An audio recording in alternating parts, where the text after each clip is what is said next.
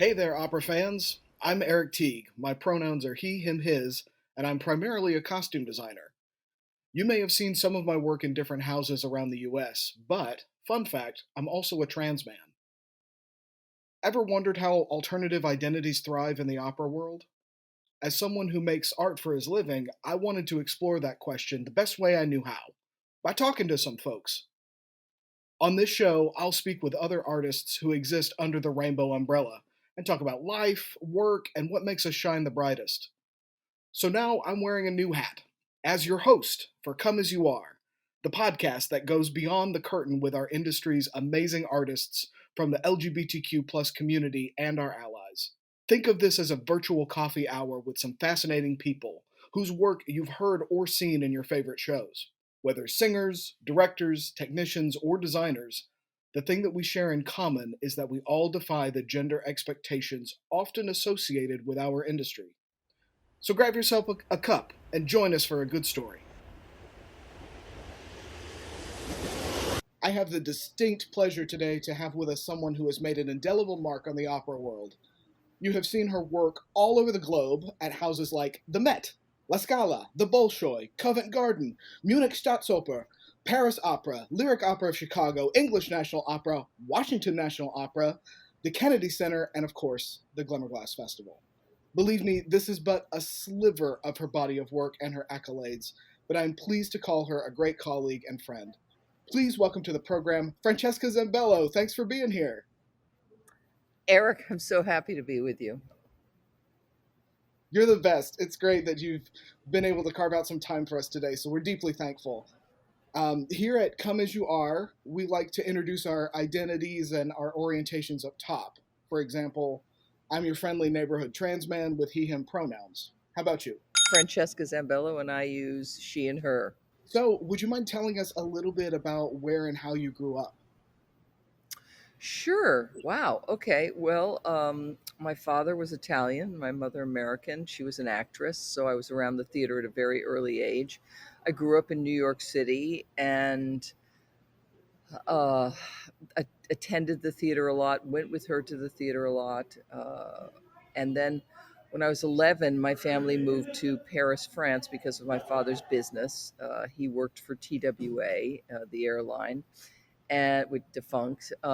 And so I then spent junior high and high school in Paris, which was an incredible gift, Wow. and got to experience that amazing city, which in a way I probably appreciate even more now. And I was always around the theater. I loved the theater. I didn't really perform. I did a lot of like already when my mother would go someplace and work in the summer, she usually got me like an internship job.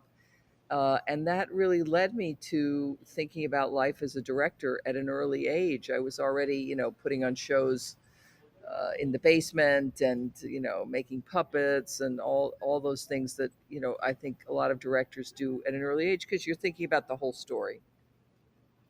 I went to Colgate University. I majored in philosophy, an incredibly useful thing. I mean, it used to be great to get a liberal arts education. I don't know anymore, but I do still believe in it because I think it helps you think.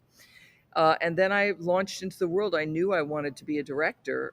I think I knew I always wanted to be a director. And so went to New York City and started working, as an assistant stage manager and just anything to be in a theater, which is what I think is really important and I was around a lot of directors. It was mostly theater then, but I always did like opera. I got very interested in opera early on. That was kind of through my grandmother, who was a pianist.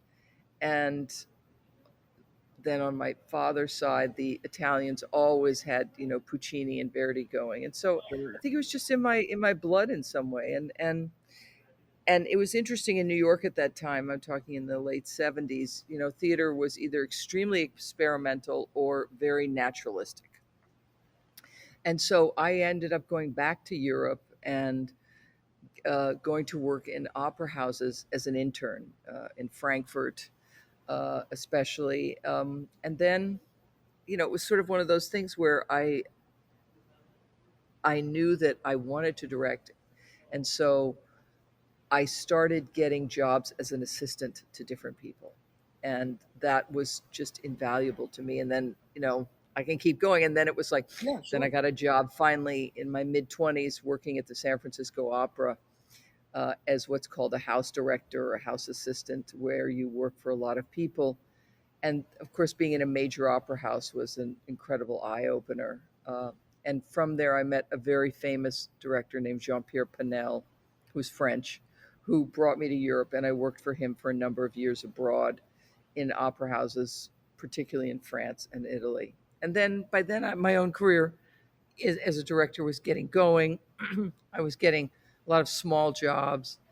Um, and about that time, also, I went to Milwaukee, Wisconsin, and started working at a place called the Skylight, which Oh was yeah. invaluable for me as a director because I became the artistic director along with Stephen Wadsworth. We were the co artistic directors, and I was there for 7 years and directed so many shows on a budget of $10,000 and learned Wow. so much about directing and making ideas on stage that don't cost anything. And it was kind of a parallel thing. I like did that part of the year, and then part of the year I was working as an assistant for major international directors, particularly Jean Pierre. And then, then you start to get your jobs if you're lucky. And here we are looking at, I've been doing this more than 40 years. Yeah, yeah. You have a storied career in this industry, and I think your background in the liberal arts and having that strong philosophy background definitely informs your work because a lot of it has these deep psychological themes and meaning. Working for all those different directors, you got to see a little flavor of so many different styles that informed your own, surely, as a young artist.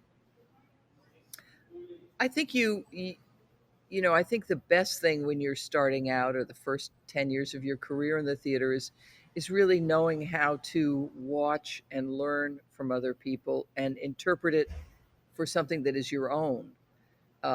And also learning how ideas get on stage. That's the thing, is a lot of people have great ideas, they can't make them happen. I Yeah, mean, you, Eric, starting, as a visual artist, in a way, sometimes visually, it's not that it's easier, but you're making something. As a director, it's much more abstract. mm, The bottom line is you're a storyteller, or at least for me as a director, that's what I think is the bottom line. yeah, And so then you build, all the layers of characters and understanding characters and what makes them tick. But, it's hard to just like say, I'm going to go direct something. Whereas, like you're such a wonderful artist, all the visual things you create, having that fluidity, I envy you. I mean, I know you can sit down and draw something and it comes out looking fantastic in a minute. it takes two to tango. But I deeply appreciate that. I'm gonna isolate that soundbite. I'm gonna put it on my phone and play it every now and again. So thank you. But I've always wondered this, and you always talk about the work, and you're very, very focused on the work, which is so deeply admirable. But I have to imagine that when you were coming up, it took so much grit and tenacity and straight up stubbornness to make your name as a female artistic director in the time that you were really getting, Ab- getting noticed. Absolutely, So, like, absolutely. I how mean, I think, how did you deal with it? I think, uh, I think I was lucky that I had a few mentors who really pushed me and gave me courage of conviction. Mm, Um, there was a lighting designer named Gilbert Helmsley who taught at University of Madison, but he ended up being my roommate, weirdly, in New York City in the early 80s. And he was always just go do it. And he had a big career on Broadway and whatnot by then, but he was important to me, as were a couple of those directors. And yes, of course, listen, believe me, it was not a bed of roses. And, I've told several very famous stories of, when I first started working at the Lyric Opera of Chicago, I was in an office with six men, and there was one toilet in the office. And one of the guys said to me, "Don't expect us to put the seat down for you." He Oh, didn't want me there. clearly. Um, and there were so many things like that where was incredible examples of sexism and discrimination, and from straight men and gay men. I mean, it was Mm, two different kinds of power groups when I started. There were a couple of women in power, very few. Elaine Padmore was very important to me. She ran the Wexford Festival, one of the first places I worked in Europe.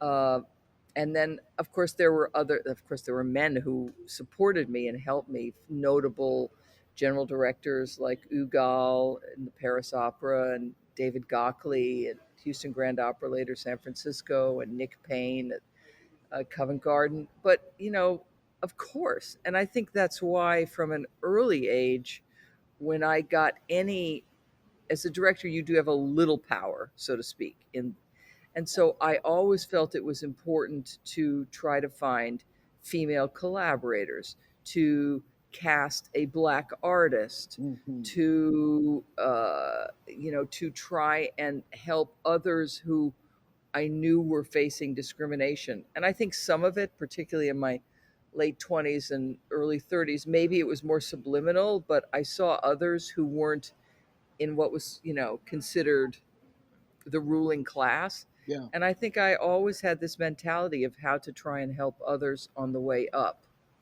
and And that's by amazing. the time by the time I got in my 50s and started, running the Glimmerglass Festival and artistic director in Washington, that was just part of my mantra and part of my, to be in a position where you can hire people is truly how you can help affect change.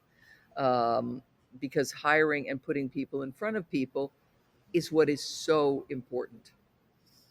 It absolutely is, and that's one of the things that I've always loved about working with you is you have always said that opera is for everyone.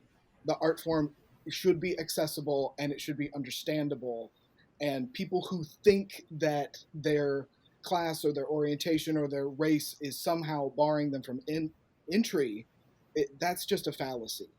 And so I've always Absolutely. enjoyed working with you because of that. I think, what's so funny is that, we people like you, myself, we have that commitment to opera is for everyone, Yeah, and meaning inside and out of it.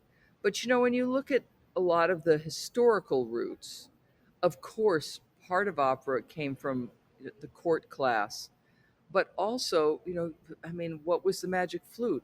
That was written, Schneider, the producer and writer, you know, and Mozart, they wrote it for the people.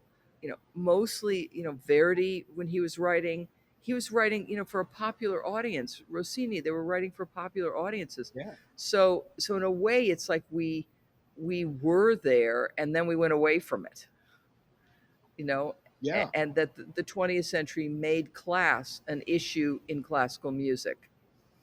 And that's why I hate classical, because it is about class often. yeah. And class is obviously connected to all forms of discrimination. And so I think that's just something I've worked for, sometimes tirelessly in my career, and sometimes, after fighting my own battles, trying to fight for others. Of course, sometimes it works and sometimes it doesn't. Sure, sure, absolutely. Well, within class struggles and within racial struggles, there's also gender disparity struggles and orientation struggles. So Right. you came out in the 80s, and that was like a climate of widespread prejudice from the get go. Fear was everywhere. AIDS was an enormous threat to everything. And that's a ton of accumulated trauma just from existing in a really bleak time as an artist or just as a person. And I think a lot of younger people have this idea of the arts as always having been a haven for people of alternative identities.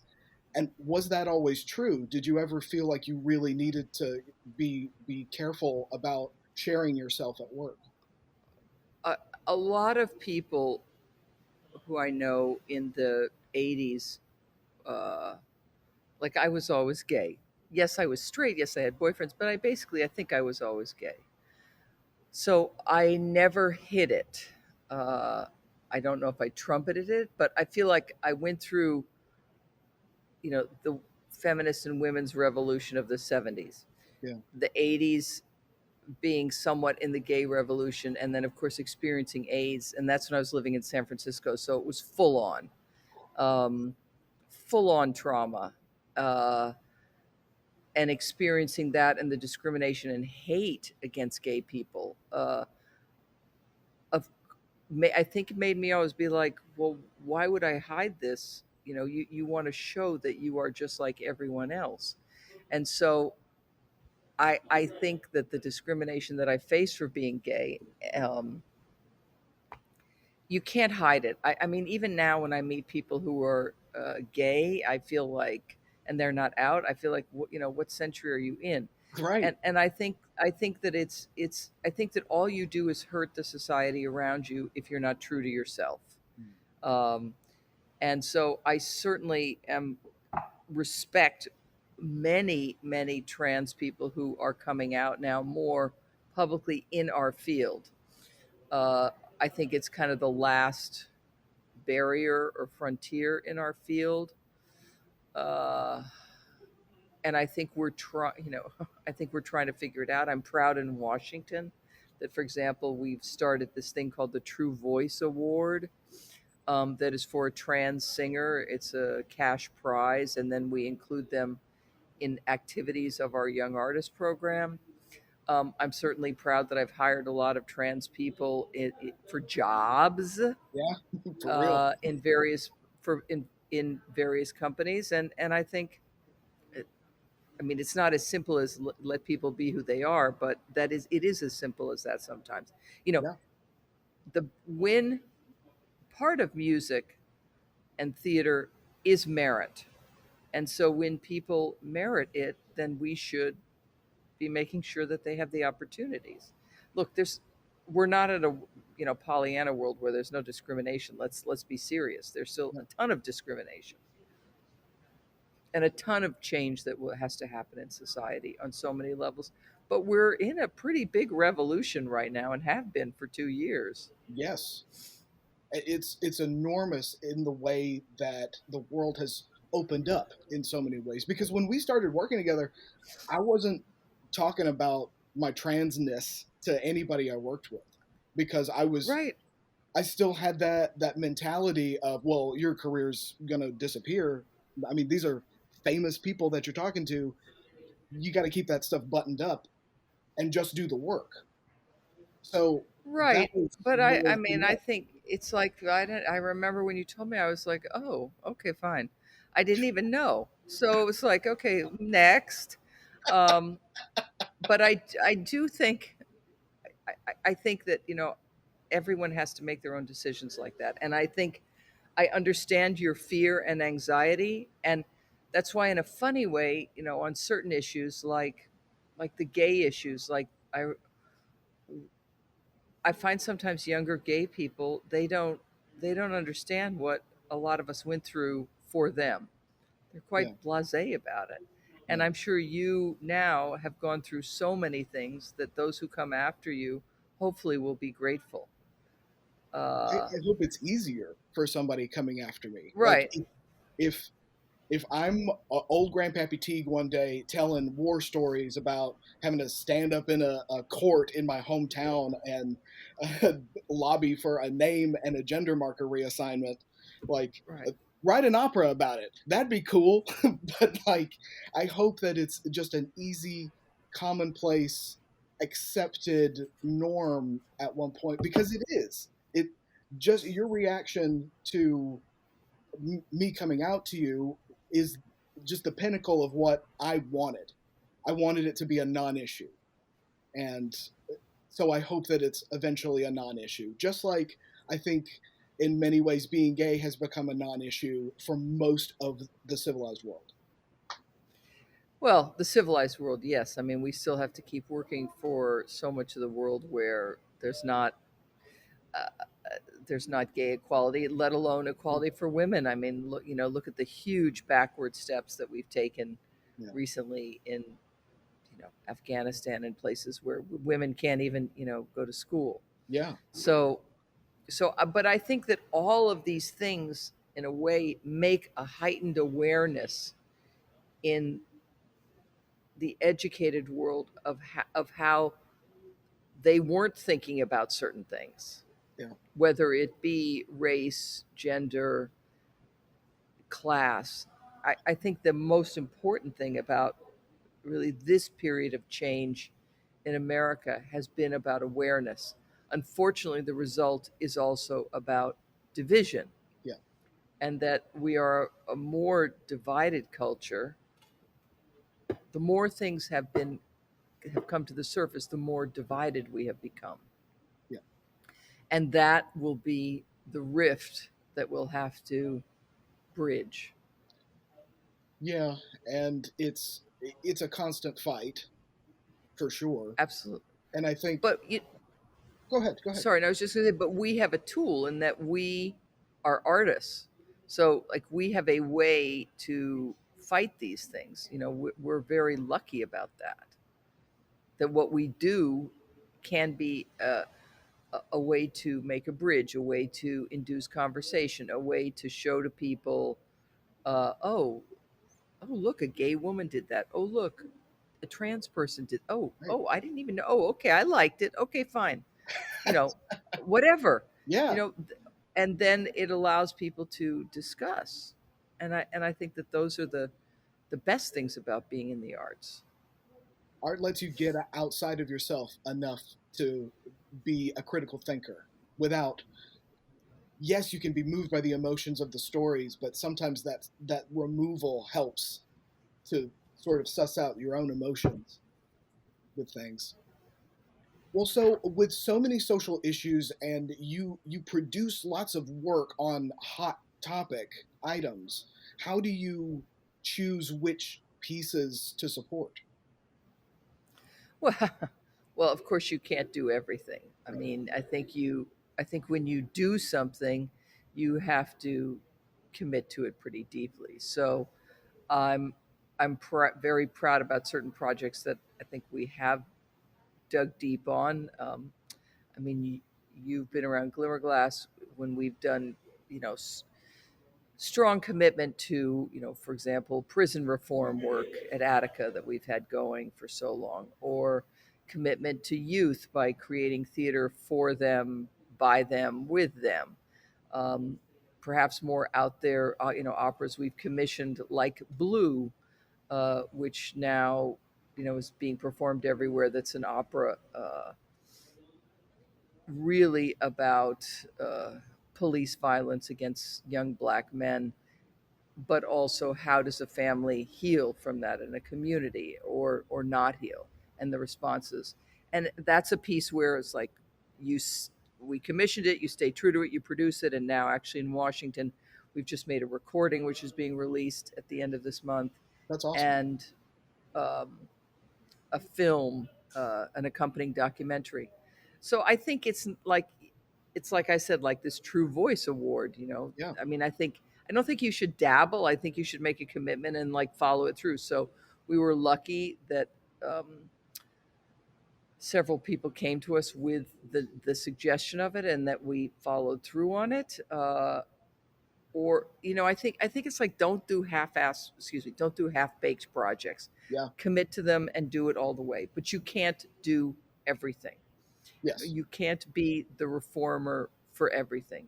All you can do is commit to certain projects. So it's like I'm thrilled this summer uh, at Glimmerglass that we're doing an opera called Holy Ground by Damien Geeter and Lila Palmer, and it is really about a woman's right to choose. Hmm. Now, that's been an issue that's been with us forever, and right now, of course, the Supreme Court is practically about to overturn the women's right to choose. Yeah. And so it's a beautiful story about a young woman who is pregnant, whose name is Mary. It's a contemporary story, and it's really about she is deciding whether to have the baby or not. So obviously, there's parallels between her and the Virgin Mother, but Sure. it's, so that's an issue that I think is very important. It's been important for a long time.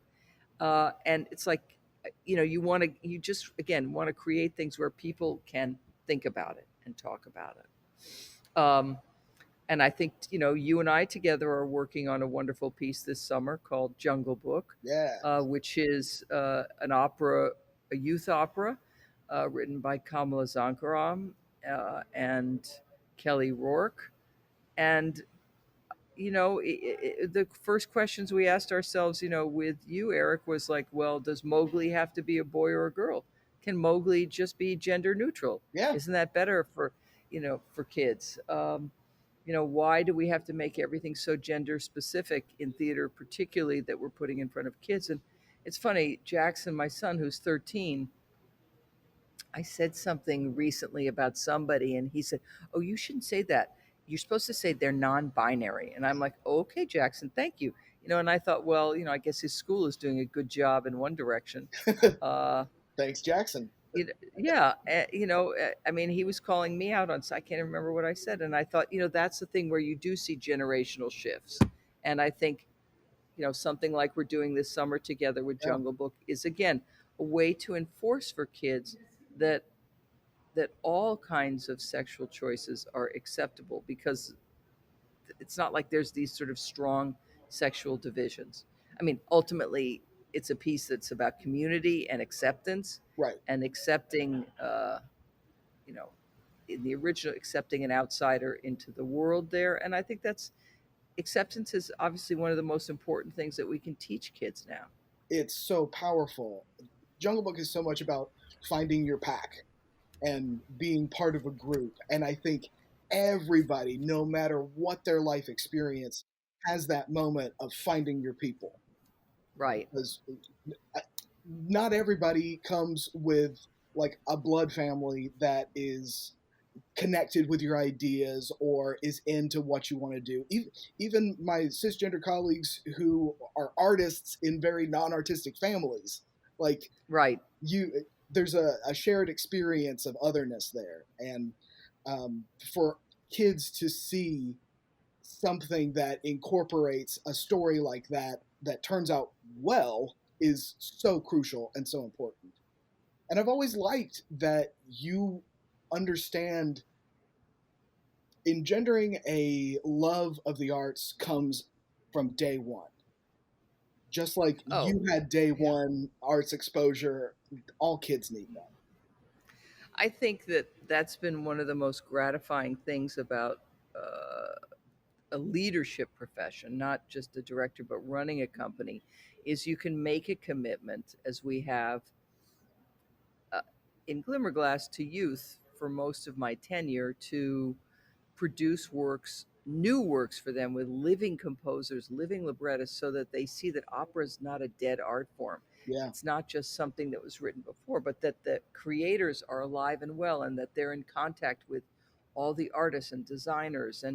Um, and actually, usually I direct them, because I think it's important that they work with somebody who's been doing it a while. Yeah. So it's funny. I feel like that's one of the main things that we've done at Glimmerglass. Whereas in Washington, I think we've tried with our program called the American Opera Initiative for a decade. We've been doing short new operas that are, that are always about interesting topics of today, and Yeah. that's been a way to uh, really to speak to themes that maybe don't always get a place. And what's good is they're like 20-minute operas. So they like immediately crack open, a walnut and make you talk about things. Totally. And they give the young artists in the company a opportunity to really shine in a brand new thing. Yes. Yeah. Yes. Well, okay. When you're, this is a silly question, but when you're not thinking about work, okay, go with me here. Um, what do you like to listen to relax? Like what music Music. do Oh, you that's listen nice. to? Um, What do I like to listen to? It's, well, first of all, I love to be in nature. And when I'm in nature, I don't like to listen to anything. I like to listen to nature. Hmm. That's probably my number one thing, to be truthful. But when I'm doing other things, I love to listen to Baroque music, Handel, all of Baroque music. I love to listen to non-vocal music, often, uh, particularly, like piano music, quartets, quintets. I do listen to, a lot of 19th century music. Um, for contemporary music, Yeah, I like country western. nice, I listen to that mostly all the time in the car and cool, around the house when I'm cooking and cleaning. I have it set on country western channels, or I particularly like female vocalists like Brandy Carlisle, Iris Dement, um, John Prine. I mean, these are the people that I have on my playlists. awesome. Are you surprised by that? I a touch, just a touch, but I am surprised that Orville Peck wasn't on that list. Oh, You well, should listen. okay. Yes. Okay. But that's fantastic. I I love uh, I call it like listening into someone else's headphones because I feel like you really get a more well-rounded idea of just somebody's casual life versus their Right. work life. Right. So that's thank you for sharing I all. think I think that's like what's on my I have on my iPhone here. Uh, a Perfect. couple of playlists that are a lot of those artists. And I have no shame. I'll listen to Dolly Parton. Oh, I mean she's a goddess. Why not? Right. Right. That's amazing. Well, are there any composers that you return to over and over again as favorites in your career? Or are there any that I've done it once and that's enough? Oh, living or dead? It doesn't matter. Well, I mean, living. I have commissioned Janine Tesori a She's great. number of times, which has been great. Yeah, Wonderful experiences with her. I've worked living with Tobias Picker a number of times and have enjoyed all of that. she's great. I think in terms of operatic things, I guess I put Wagner and Verdi as my favorite composers. There's no question. But it's funny. I don't listen to opera, like sit and listen to opera for fun. I only listen to it really when I'm studying and really focused on it. I know a lot of people will put it on in the back. I don't like Yeah, that. But Wagner and Verdi are my favorite composers to live with and to work on for sure.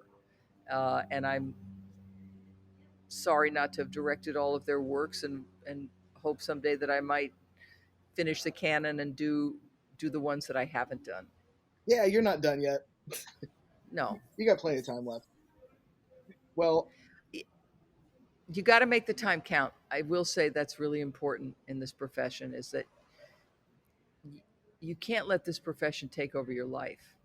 It is part of who you are, but you got to have time for yourself, and you got to have time for the things that you love and the people that you love. That's sort of my most important message that I say to people coming up, is I'm like, give of yourself as an artist, give your soul, but make sure that you also have something to feed your soul. you can't pour out of an empty cup. Exactly. Yeah. Well, that's yet another of the things that I have always admired about you. You understand the concept of pencils down time, and that's been a struggle for me to learn. But I've had some good examples, so thank you for that. Great. Well, I love talking to you, Eric. Thank you. Thank you so much for joining me for this chat, and it's been an honor.